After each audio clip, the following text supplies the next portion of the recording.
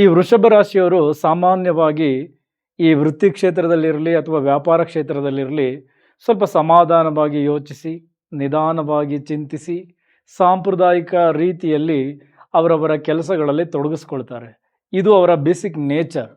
ನೋಡಿ, ಮೇಷರಾಶಿ ತುಂಬ ಆತುರ, ತುಂಬ ಅಗ್ರೆಸಿವು. ಆದರೆ ವೃಷಭ ರಾಶಿಯವರು ಅಷ್ಟು ಆತುರ ತೋರಿಸಲ್ಲ. ನಿಧಾನವಾಗಿ ಕ್ಯಾಲ್ಕುಲೇಷನ್ ಮಾಡಿ, ನಾನಿಲ್ಲಿ ಎಫರ್ಟ್ ಹಾಕಬೇಕಾ ಬೇಡವಾ, ಸಂಪ್ರದಾಯವನ್ನು ಮೀರಬೇಕಾ ಬೇಡವಾ, ಈ ರೀತಿ ಅವ್ರದ್ದೇ ಆದ ಒಂದು ಚೌಕಟ್ಟು ಹಾಕ್ಕೊಂಡು ಭಾಳ ಸಮಾಧಾನವಾಗಿ ಅವರವರ ಕ್ಷೇತ್ರದಲ್ಲಿ ತೊಡಗಿಸ್ಕೊಳ್ತಾರೆ. ಓಕೆ. ಇನ್ನು 10ನೇ ಮನೆಯಲ್ಲಿ ರಾಹು ಇದ್ದಾಗ ಅವರನ್ನು ಆ ರೀತಿ ಇರಕ್ಕೆ ಬಿಡೋದಿಲ್ಲ. ಒಂದಷ್ಟು ಅವರ ಸಂಪ್ರದಾಯವನ್ನು ಮೀರಿ ಹೊಸ ರೀತಿಯ ಪದ್ಧತಿಯನ್ನು ಅಳವಡಿಸ್ಕೊಂಡು ಕೆಲಸಗಳನ್ನು ಮಾಡಬೇಕಾಗಿರುತ್ತೆ, ವ್ಯಾಪಾರಗಳನ್ನು ಮಾಡಬೇಕಾಗಿರುತ್ತೆ. ರಾಹು 10ನೇ ಮನೆಗೆ ಬಂದು ಆ ರೀತಿ ಅವರಿಂದ ಮಾಡಿಸಿರುತ್ತೆ. ಅವರನ್ನು ಅವರೇ ಅಪ್ಗ್ರೇಡ್ ಮಾಡಿಕೊಂಡು ತುಂಬ ದೊಡ್ಡ ದೊಡ್ಡ ಮಟ್ಟದ ಆಸೆಗಳನ್ನು ಕೊಟ್ಟು, ಅಂದರೆ ಸಣ್ಣ ಮಟ್ಟದ ಸಾಧನೆಗೆ ತೃಪ್ತಿ ಆಗಲ್ಲ. ರಾಹು 10ನೇ ಮನೆಯಲ್ಲಿದ್ದರೆ ಅವರು ಅವ್ರದ್ದೇ ಆದ ಬ್ರ್ಯಾಂಡ್ ವ್ಯಾಲ್ಯೂವನ್ನು ಎಲ್ಲರಿಗಿಂತ ಜಾಸ್ತಿ ಮಾಡ್ಕೊಳ್ಬೇಕು, ಭಿನ್ನವಾಗಿ ಯೋಚನೆ ಮಾಡಬೇಕು, ನನ್ನದೇ ಆದ ಸಾಮ್ರಾಜ್ಯವನ್ನು ಕಟ್ಕೊಳ್ಬೇಕು. ಈ ರೀತಿ ರಾಹು ಹಲವಾರು ಐಡಿಯಾಗಳನ್ನು ಕೊಡ್ತಾರೆ. ಸೊ ಆ ನಿಟ್ಟಿನಲ್ಲೇ ಈ 1 ವರ್ಷಗಳ ಕಾಲ ರಾಹು ನಿಮ್ಮನ್ನು ಇಟ್ಟಿರ್ತಾರೆ, ನಿಮ್ಮ ವೃತ್ತಿ ಕ್ಷೇತ್ರಕ್ಕೆ ಸಂಬಂಧಪಟ್ಟಂತೆ, ವ್ಯಾಪಾರ ಕ್ಷೇತ್ರಕ್ಕೆ ಸಂಬಂಧಪಟ್ಟಂತೆ. ಈಗ ಇದೇ ರಾಹು ಆಗಸ್ಟ್ 3ನೇ ತಾರೀಕು ತಮ್ಮ ಸಂಚಾರದಲ್ಲಿ ಧನಿಷ್ಠ ನಕ್ಷತ್ರಕ್ಕೆ ಎಂಟ್ರಿ ಆಗ್ತಾ ಇದ್ದಾರೆ. ಸೊ ಇನ್ನೂ ನಿಮ್ಮಲ್ಲಿ ಒಂದಷ್ಟು ಅಗ್ರೆಸಿವ್ನೆಸ್ ಜಾಸ್ತಿ ಆಗುತ್ತೆ. ಈ ಮೇಷದ ಒಂದಷ್ಟು ಗುಣಲಕ್ಷಣಗಳು ಈಗ ನಿಮ್ಗೆ ಆ್ಯಡ್ ಆಗಿಬಿಡ್ತದೆ. ಸ್ವಲ್ಪ ರಿಸ್ಕ್ ತಗೊಳ್ಳೋದಕ್ಕೆ ಮುಂದಾಗ್ತೀರಾ, ನಿಮ್ಮನ್ನು ಇನ್ನೂ ಬದಲಾವಣೆಗೆ ನಿಮ್ಮನ್ನು ನೀವೇ ಅಳವಡಿಸ್ಕೊಳ್ತೀರಾ. ಸೊ ಇದರಿಂದ ನಿಮ್ಮ ವೃತ್ತಿ ಕ್ಷೇತ್ರ, ವ್ಯಾಪಾರ ಕ್ಷೇತ್ರ ಡೆಫಿನೆಟ್ಲಿ ಇಂಪ್ರೂವ್ ಆಗುತ್ತೆ. ಹೊಸ ಹೊಸ ಟೆಕ್ನಾಲಜಿಗಳನ್ನು ಅಳವಡಿಸ್ಕೊಳ್ತೀರಾ, ಇತರರಿಗಿಂತ ಭಿನ್ನವಾಗಿ ಕೆಲಸ ಮಾಡ್ತೀರಾ, ಇತರರ ಗಮನ ಸೆಳಿತೀರಾ. ಸೊ ಹಾಗಾಗಿ ಪ್ರೈವೇಟ್ ಎಂಪ್ಲಾಯೀಸ್ಗೆ ಬಾಸಿಂದ ಪ್ರಶಂಸೆ, ನಿಮ್ಮ ಮೇಲ್ವರ್ಗದವ್ರು ಯಾರು ಇರ್ತಾರೆ, HODಗಳು, ಟೀಮ್ ಮ್ಯಾನೇಜರು, ಲೀಡರ್ಸ್, ಇವರೆಲ್ಲರೂ ನಿಮ್ಮ ಮೇಲೆ ಗಮನ ಹರಿಸ್ತಾರೆ. ಸರ್ಕಾರಿ ಅಧಿಕಾರಿಗಳಿಗೆ ಮೇಲ್ವರ್ಗದವರಿಂದ ಒಂದಷ್ಟು ರೆಸ್ಪೆಕ್ಟ್ ಸಿಗೋದು, ಜವಾಬ್ದಾರಿಗಳು ಸಿಗೋದು. ಈ ರೀತಿ ರಾಹು ಧನಿಷ್ಠಕ್ಕೆ ಬಂದು ನಿಮ್ಮನ್ನು ಮತ್ತಷ್ಟು ವರ್ಕೋಹಾಲಿಕ್ ಆಗಿ ಮಾಡಿ ಎಲ್ಲರ ಗಮನ ನಿಮ್ಮ ಮೇಲೆ ಬರಬೇಕು, ಆ ರೀತಿ ಮಾಡ್ತಾರೆ. ಅದರ ಜೊತೆಗೆ ಇನ್ನೊಬ್ಬರ ಕೆಳಗಡೆ ಕೆಲಸ ಮಾಡಿದ್ದು ಸಾಕು, ಈಗ ಸ್ವಂತವಾಗಿ ಏನಾದರೂ ಮಾಡೋಣ, ನನ್ನದೇ ಆದ ನನ್ನ ಸಾಮ್ರಾಜ್ಯವನ್ನು ಕಟ್ಕೊಳ್ಳೋಣ, ಆ ನಿಟ್ಟಿನಲ್ಲಿ ಯೋಚನೆ ಮಾಡ್ತೀರಾ. ಅದಕ್ಕೆ ಸಂಬಂಧಪಟ್ಟಂತೆ ಒಂದಷ್ಟು ರೂಪುರೇಷೆಗಳನ್ನು ಕೂಡ ಇನ್ಮೇಲಿಂದ ಹಾಕ್ಕೊಳ್ತೀರಾ. ಇದು ರಾಹು ಧನಿಷ್ಠಕ್ಕೆ ಬಂದು ನಿಮ್ಮನ್ನು ಇನ್ನೊಂದಷ್ಟು ಬದಲಾವಣೆಗೆ ಕರೆದುಕೊಂಡು ಹೋಗುವಂತಹ ಸಮಯ. ಆಗಸ್ಟ್ 3ನೇ ತಾರೀಕಿಂದ ಡಿಸೆಂಬರ್ 11ನೇ ತಾರೀಕುವರೆಗೂ. ಓಕೆ. ಇನ್ನು ಧನಿಷ್ಠ ನಕ್ಷತ್ರದ ಅಧಿಪತಿ ಕುಜ ನಿಮಗೆ 7 ಮತ್ತು 12ನೇ ಮನೆಯ ಅಧಿಪತಿ. ಡೆಫಿನೆಟ್ಲಿ ಈಗ ನಿಮ್ಮ ವಿಚಾರಗಳೆಲ್ಲವೂ ವಿದೇಶಕ್ಕೆ ಕನೆಕ್ಟ್ ಆಗ್ತಾ ಇರುತ್ತೆ.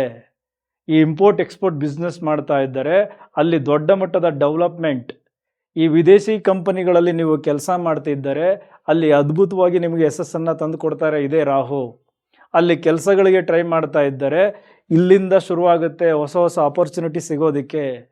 ಅಲ್ಲಿ ವಿದ್ಯಾಭ್ಯಾಸದಲ್ಲಿ ತೊಡಗಿಸ್ಕೊಂಡಿದ್ದರೆ ಡೆಫಿನೆಟ್ಲಿ ನಿಮ್ಮ ಎಜುಕೇಷನ್ ಕೂಡ ಇನ್ನೊಂದು ಹಂತಕ್ಕೆ ತುಂಬ ಚೆನ್ನಾಗಿ ತಗೊಂಡೋಗುತ್ತೆ.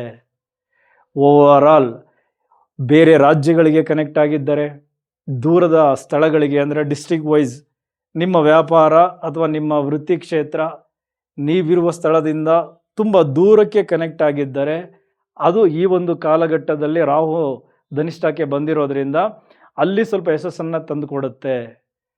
ಇನ್ನು ಅದೇ ರೀತಿ 7ನೇ ಮನೆ ಅಂದರೆ ಅದು ಪಾಲುದಾರಿಕೆಯ ಸ್ಥಾನ. ಹೊಸ ಒಪ್ಪಂದಗಳಿಗೆ ಮುಂದಾಗ್ತೀರಾ, ಹಲವಾರು ಕಾಂಟ್ರಾಕ್ಟ್ಗಳಿಗೆ ಸಹಿ ಹಾಕ್ತೀರಾ. ಆದರೆ ಇಲ್ಲಿ ಟ್ರಾನ್ಸ್ಪರೆನ್ಸಿ ಮೇಂಟೈನ್ ಮಾಡಿ, ಕೋಪ, ಈಗೋ ಇದನ್ನೆಲ್ಲ ಕಡಿಮೆ ಮಾಡ್ಕೊಳ್ಳಿ.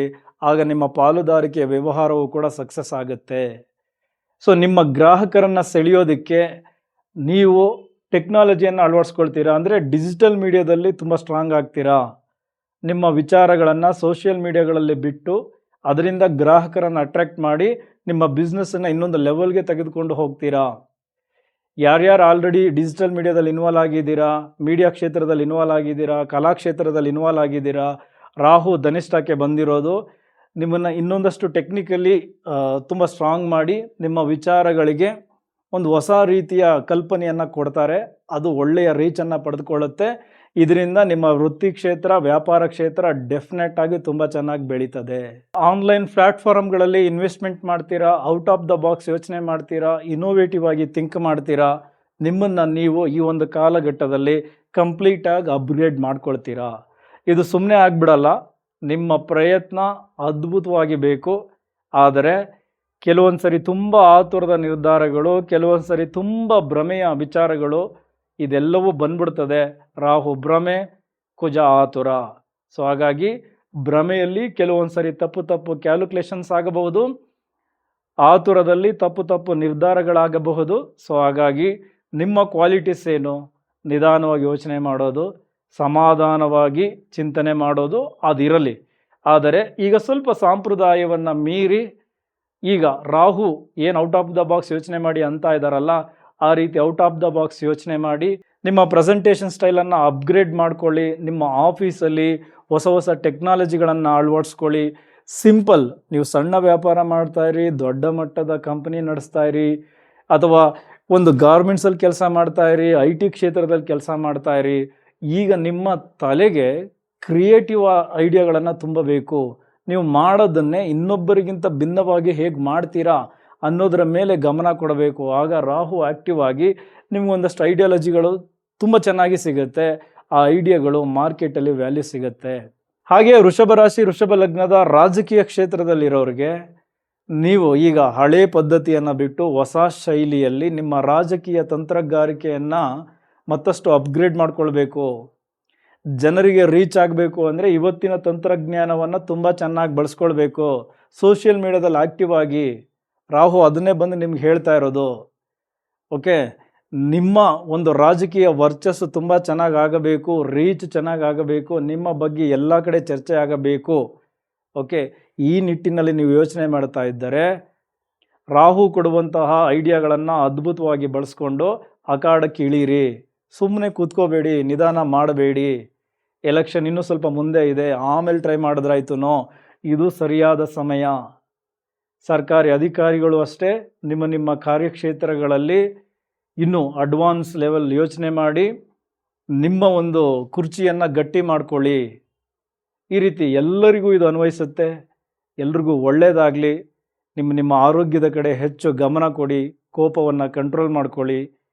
ಯಾರಾದರೂ ಹೊಸದಾಗಿ ಯೂಟ್ಯೂಬ್ ಶುರು ಮಾಡಬೇಕು, ಅಥವಾ ಗೃಹಿಣಿಯರು ಮನೆಯಲ್ಲೇ ಇದ್ಕೊಂಡು ಆನ್ಲೈನಲ್ಲಿ ಏನಾದರೂ ನಾನು ಮಾಡಬೇಕು ಅಂತಿದ್ರೂ ರಾಹು ಸಪೋರ್ಟ್ ಮಾಡ್ತಾರೆ.